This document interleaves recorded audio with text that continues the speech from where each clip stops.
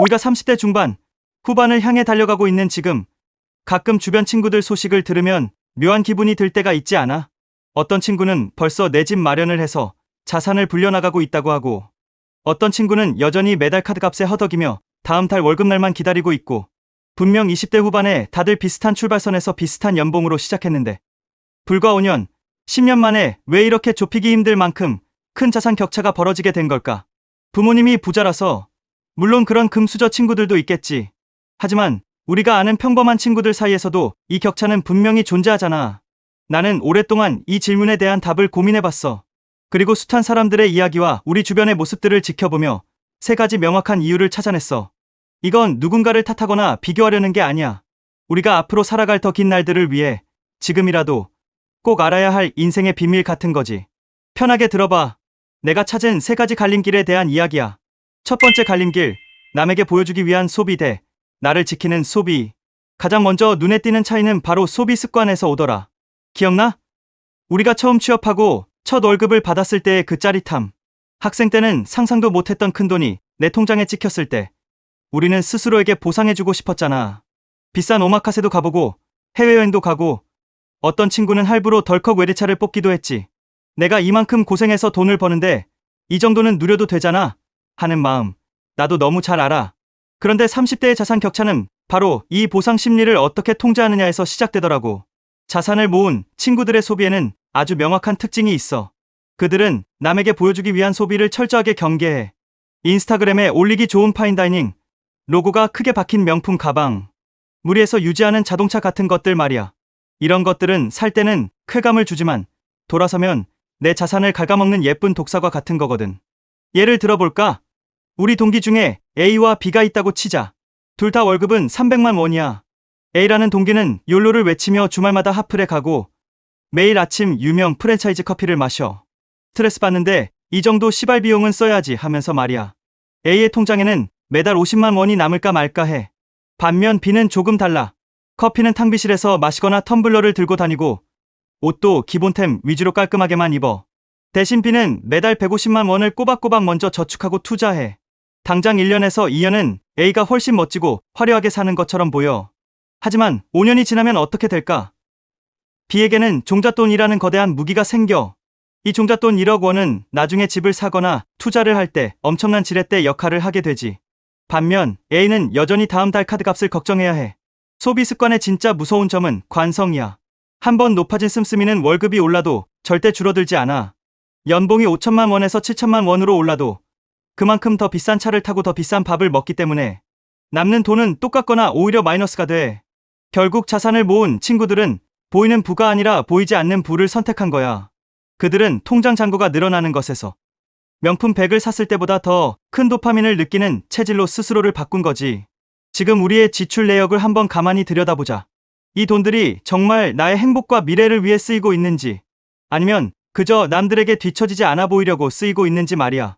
두 번째 갈림길, 돈을 일하게 만드는 투자 대 돈을 묵혀두는 저축. 자, 소비를 통제해서 종잣돈을 모았다고 치자. 그런데 여기서 또 한 번 거대한 갈림길이 나타나. 바로 투자 습관이야. 우리 부모님 세대 때는 은행에 돈만 꼬박꼬박 적금해도 이자가 10%, 20%씩 붙던 시절이었어. 원금 잃을 걱정 없이 저축만 열심히 해도 집을 사고 자산을 불릴 수 있었지. 하지만 지금은 어때? 물가 상승률을 생각하면 은행 예적금 이자는 사실상 마이너스나 다름없어. 내가 가만히 쥐고 있는 1,000만 원의 가치가 내년이면 950만 원, 900만 원어치로 쪼그라든다는 뜻이야. 30대에 자산 격차를 벌린 친구들은 이 자본주의의 룰을 일찍 깨달은 사람들이야. 내 노동력으로 버는 근로소득에는 한계가 있다는 걸 인정하고 내 돈이 스스로 돈을 벌어오게 만드는 자본소득을 구축하기 시작한 거지. 여기서 중요한 건 대박을 노리는 투기가 아니라 올바른 투자 습관이야. 투자에 실패하는 사람들은 보통 주변에서 어떤 주식이 대박 났다더라, 코인으로 누가 퇴사했다더라 하는 소문을 듣고 불나방처럼 뛰어들어. 공부도 없이 남의 말만 믿고 전 재산을, 심지어 빚까지 내서 몰빵을 해. 이건 투자가 아니라 홀짝 게임을 하는 도박이야. 운 좋게 한두 번 딸 수는 있어도 결국 시장의 변동성에 멘탈이 무너지고 모든 걸 잃게 되지. 반면 자산을 단단하게 쌓아 올린 친구들의 투자 습관은 농부의 농사와 같아. 그들은 당장 내일 주식이 오를지 내릴지 맞히려고 하지 않아. 대신 세계 1등 기업의 주식을 매달 적립식으로 사 모으거나 ETF를 통해 시장 전체의 성장에 돈을 묻어도 혹은 꾸준히 발품을 팔아 저평가된 부동산을 찾아내지. 그들은 시간이라는 마법을 활용해 100만 원을 연 8% 수익률로 꾸준히 투자하면 복리의 마법 덕분에 10년 뒤, 20년 뒤에는 상상할 수 없을 만큼 눈덩이처럼 불어나게 되거든. 비가 오나 눈이 오나 흔들리지 않고 자신의 원칙대로 자산을 사 모으는 습관. 떨어지면 박앤세일이라고 생각하며 더 사고, 오르면 내 자산이 커지는 걸 보며 웃음 짓는 그 평온함. 이 투자하는 근육은 하루아침에 생기지 않아. 20대 후반부터 5만 원, 10만 원씩이라도 직접 내 돈을 잃어도 보고 벌어도 보면서 시장을 경험한 사람만이 30대에 1억, 5억이라는 큰 돈을 굴릴 수 있는 배포와 안목을 가지게 되는 거야. 너는 지금 내 돈을 딱딱한 금고 안에 가둬두고 있니? 아니면 세상이라는 넓은 밭에 씨앗으로 뿌려두고 있니? 세 번째 갈림길, 퇴근 후의 시간, 소비하는 자 대 생산하는 자. 마지막, 세 번째. 나는 사실 이게 가장 중요하고 앞에 두 가지를 가능하게 만드는 근본적인 원인이라고 생각해. 바로 공부 시간의 차이야. 우리의 하루는 모두에게 공평하게 20시간이 주어지잖아. 아침에 일어나서 출근하고 하루 종일 회사에서 시달리다가 저녁 6시, 7시에 퇴근을 해. 파김치가 되어서 집에 돌아오지. 자, 여기서부터 마법이 일어나는 시간이야. 저녁 8시부터 잠들기 전 12시까지. 그리고 주말 이틀. 이 시간을 어떻게 보내느냐가 30대의 명함을 완전히 바꿔놓거든. 대부분의 사람들은 이 시간을 철저하게 소비해. 소파에 누워 넷플릭스를 정주행하고 유튜브 쇼츠를 의미 없이 위아래로 튕기며 몇 시간을 보내. 시원한 캔맥주를 마시며 게임을 하거나 친구들과 카톡으로 남의 뒷담화를 하기도 하지. 물론 쉬어야 해. 회사에서 얼마나 힘들었어. 하지만 매일 밤, 매주 주말을 이렇게 오락거리와 도파민에 취해 흘려보낸다면 우리의 내일은 어제와 똑같을 수밖에 없어. 자산을 폭발적으로 늘린 친구들의 퇴근 후는 어떨까? 그들은 이 피곤한 시간 속에서도 기어코 시간을 내어 공부를 해. 여기서 말하는 공부가 토익 점수를 올리거나 자격증을 따는 것만을 의미하는 건 아니야. 바로 자본주의와 돈에 대한 공부야. 그들은 밀리의 서재나 도서관에서 경제, 경영책을 빌려 읽어. 유튜브를 보더라도 예능이 아니라 거시경제의 흐름, 부동산 청약제도, 기업의 재무제표 있는 법을 알려주는 채널을 봐.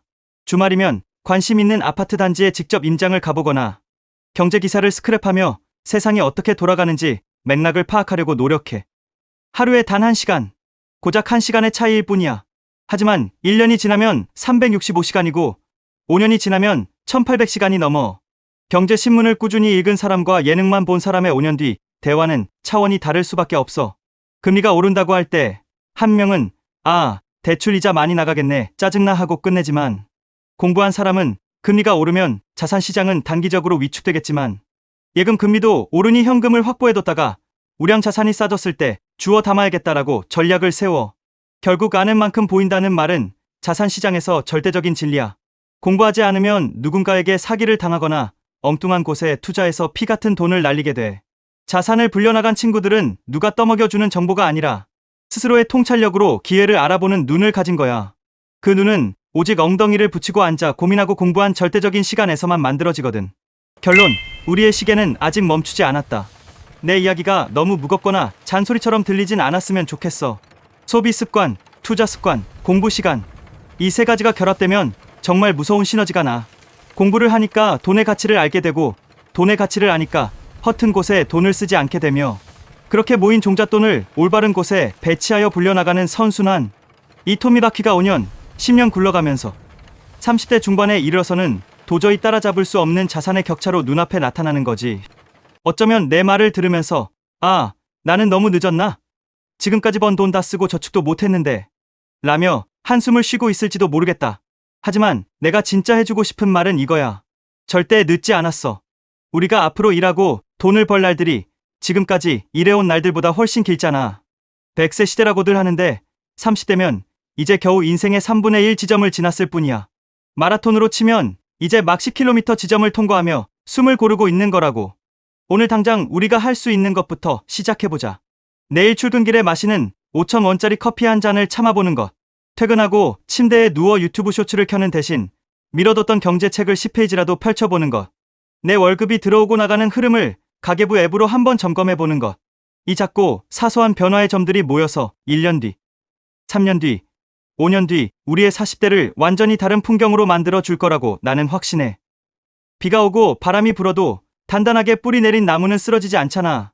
우리도 이제 화려한 꽃을 피우려고 애쓰기보다는 보이지 않는 땅속 깊이 튼튼한 뿌리를 내리는 시기를 보내보자. 영상이 유익했다면 좋아요, 구독 한 번씩 눌러주고 다음에도 좋은 내용으로 찾아올게.